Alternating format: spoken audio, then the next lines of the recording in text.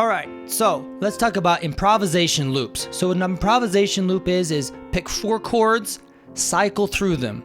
So the advantage of doing this is it's something simple. It's not a whole jazz standard. It's not even 12-bar blues. It's 4 chords. You can get comfortable with the groove and rhythm, and then you can add in complexity as you're comfortable. So you can add in scales or notes or improvisation or other chord voicings as you feel comfortable within this groove. So for me, as a classical pianist coming to jazz, it's very overwhelming. I started with jazz standards, or I got a fake book, the real book, and there's all these chords and all these things to learn. And I think it helped me to come up with simple things that I could play with, right? Make it fun, make it engaging, but in a very simple way. And as I got more comfortable, you can kind of add things onto it. So I have 3 of these improvisation loops. I'll have a PDF for you to download. You can grab these, you can stick them on your piano. Okay, so the first one.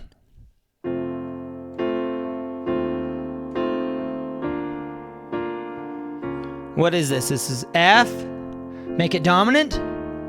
Resolve it to the 4, B flat, make it minor. Okay, and it's driven from this bass line. Harmonize this bass line. So if you can get this bass line nice and steady. 3, 4, 1, 2, 3, 4, and then just play chords. You could do it different inversions. B flat, make it minor.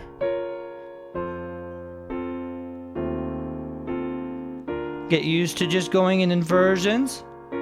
Okay, and then once you're good with that, you could add some stuff to your chords. So you could add the second.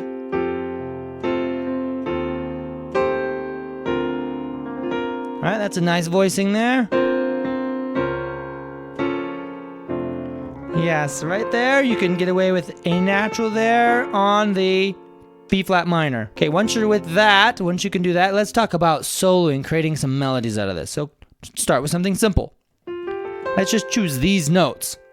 So the reason I'm choosing these is that they work over all 4 chords. I like doing this because it kind of makes an organic or very natural sounding improvisation, right? Something you could probably sing fairly easily, but it adds some very spicy things when you hit certain chords. So let's just look at this and you'll see what I mean. So F, no problem, pretty even there. Oh, that's a little more spicy, right? The A natural is the 7th of the chord and the 9th. Even more spicy, right? So, like the blues, using the blues scale, use it over all the chords, but you end up naturally with a cycle of tension and release, right? This is pretty relaxed sounding.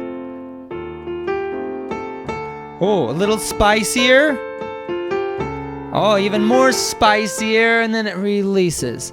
So good improvisation, right? It's like storytelling. There's moments of tension and then resolution. Tension, resolution. So this already gives you that by these note choices. You could branch out from that, choose other notes. Maybe you could go up to the whole pentatonic scale. The D works mostly, right? Until you get to this B flat minor chord. You're going to have to change it. Okay, so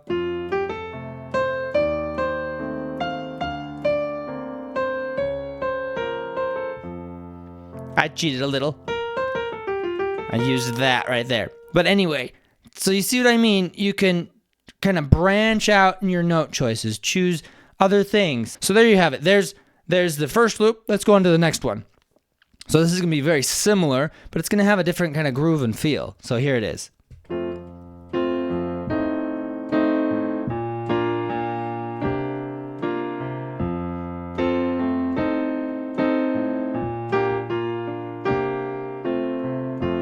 Okay, so kind of bluesy, kind of gospel-y maybe. So the first 3 chords are the same, but the bass line's different.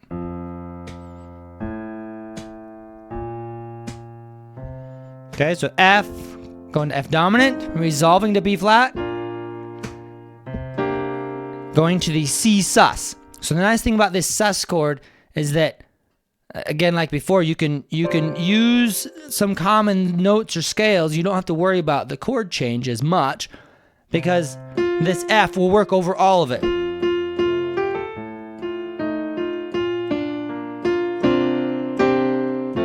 Alright, instead of the F will clash if you put an E natural in there. So C sus won't clash. So it's a nice kind of way, and it's a nice sounding chord.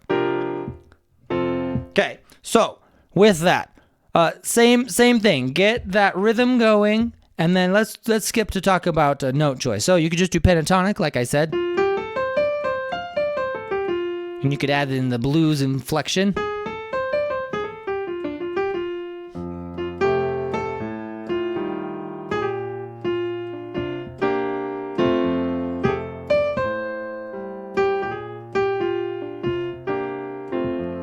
Okay, so I'm adding some other things, and the thing I'm adding, especially this gospel-y sounding thing, is these chord pairs, the 1 chord and the 2 chord.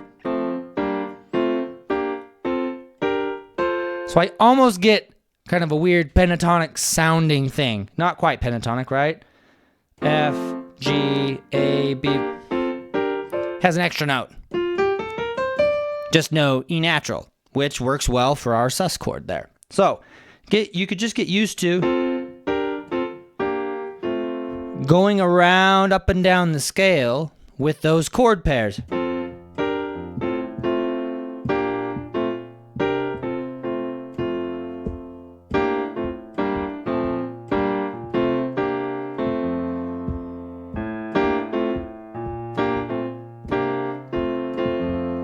And it works kind of, pretty good. Clashes a little bit. Not so good, right? Probably it's implied that, I don't know, the four note on that. So, but anyway, you can kind of get away with it, just going through the chords that way. Because it only sounds bad for a little bit. Okay? It's chord pairs, blues scale, right? You could...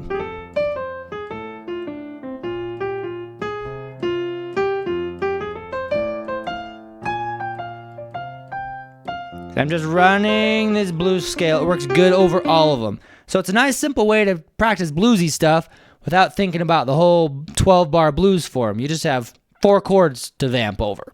So there's loop 2, and let's go through the final loop, loop 3. So this one maybe a little harder because it's in a harder key, but this is from Kenny Garrett's Sing a Song of Song.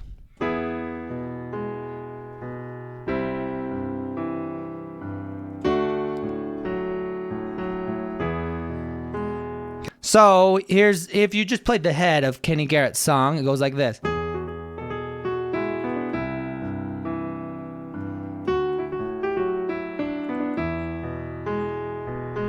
And then it repeats and he does some other stuff. So most of the song is honestly just a vamp of that. He does have a bridge, has some other chords, we won't cover that. But just these 4 chords. It's kind of a nice, interesting sound. E to C. Going up to the D, going to the E. So, what can we do with that? Again, get the rhythm established. So what notes will work through all of those? Okay? E, I think E works pretty good.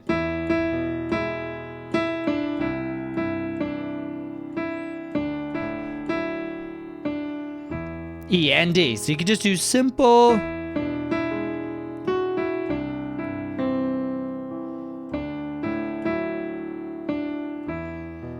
Okay, so now let's branch out some notes. Once you're good with that, so G sharp. Does G sharp work? Well, it doesn't work with the C. You have to change it there. So think about this G sharp to G natural shift. It's kind of a fun thing to play with in an improvisation. What notes work for a time, and then what do they change? So instead of thinking through the whole scale, just think about one note. And that's a very common thing like in the blues, right? The natural third to the flat third. All right, same kind of idea. Find one note that you can kind of shift around. It's kind of a simple thing to think about, right?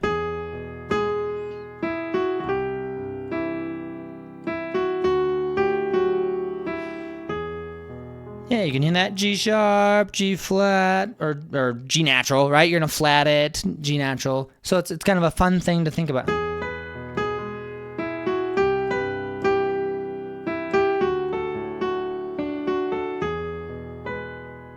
Okay, so there's one way to think about it. Let's see if we can find a pentatonic scale that will work through all of this. So the thing that I came up with, and maybe you can find others, this scale, kind of a weird E pentatonic. So you notice it doesn't have the G or the G sharp, so I'm just gonna avoid it, and then I don't have that problem. Let's try it. So there's my scale.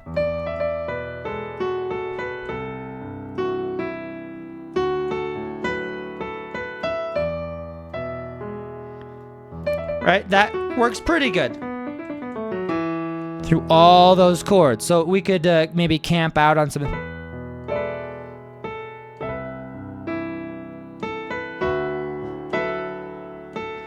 And then maybe add the G sharp in occasionally, right?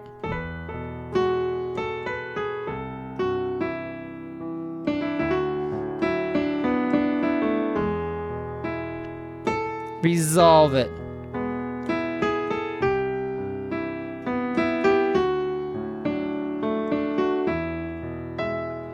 All right, so there's some things to think about with these improvisation loops. If you liked this, I have more material on my website. I have a course and another loop, and I go into a little bit more detail on these loops. So I hope you enjoyed it. I hope it helps you learn how to improvise and improve your playing.